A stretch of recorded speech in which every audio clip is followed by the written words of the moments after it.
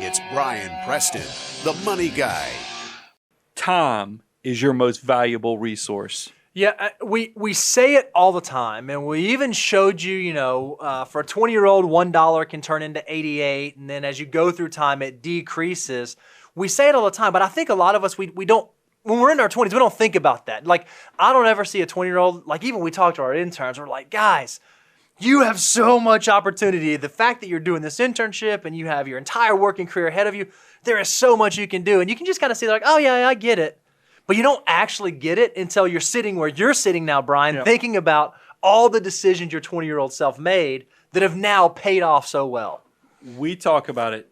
This is going to be surprising. Time is more valuable than actually your savings. Absolutely. And this is, what's funny, Bo, in the show notes, I took this line out, but I'm putting it back in, is that I am now Mr. Morrow, my economics teacher. And the fact that I can see his mindset when he probably looked at us and he says, I'm jealous of you guys because all you have to do is save $100 a month and you'll be rich, because that means Mr. Morrow. And I don't know if he was in his late 40s. I don't know if he was in his 50s when he made that statement, because when you're young, you think everybody's old. But it is one of those things where I'm now old enough that I see what his point was. Is that, and I'm going to be, this is cold, hard reality for everybody out there. If you're watching this and you're 20, if you're 25, if you're 30, if you're 35, and you don't have financial success, you know who you have to blame for that? You. That's it. Because you have the easiest path forward because you have time on your side. And nobody talks about that because it's so easy to get distracted by consumerism, so easy to go look like you're in a nice car, a nice house, have this fake life that everybody, especially in America, aspires to have. But the hardest part is just doing the simple stuff. Just save a little bit of today for that great, big, beautiful tomorrow.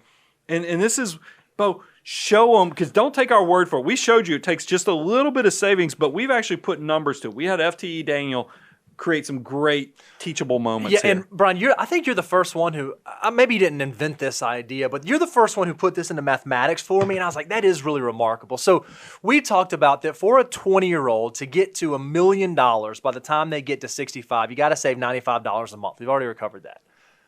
Well, when you get to $1 million, you will have only put in $51,300, but the earnings on that will be $948,700.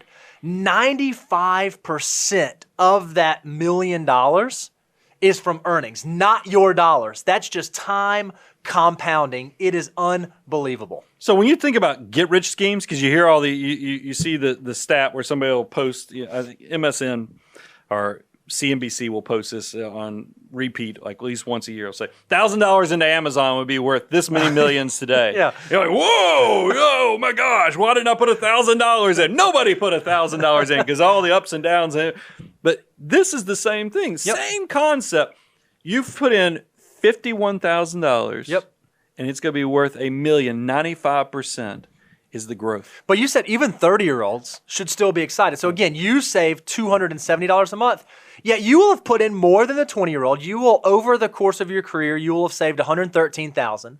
But still, 89% of your $1 million, 89% of that growth, or 89% of that value was growth, not contributions. For a 40-year-old, even at 40, 77% is growth. At 50, it goes to 55%. And at 60, it goes to 22%.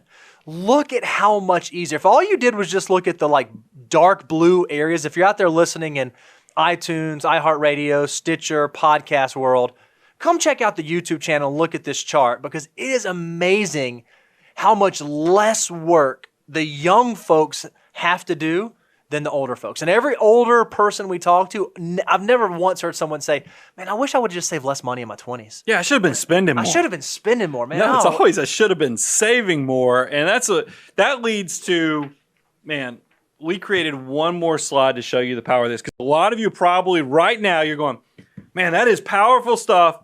Next year, I'm going to start doing this because it's so easy to kick the can down the road. I'll just do this next year and it will be okay. I'm going to be honest with you guys. I have money now.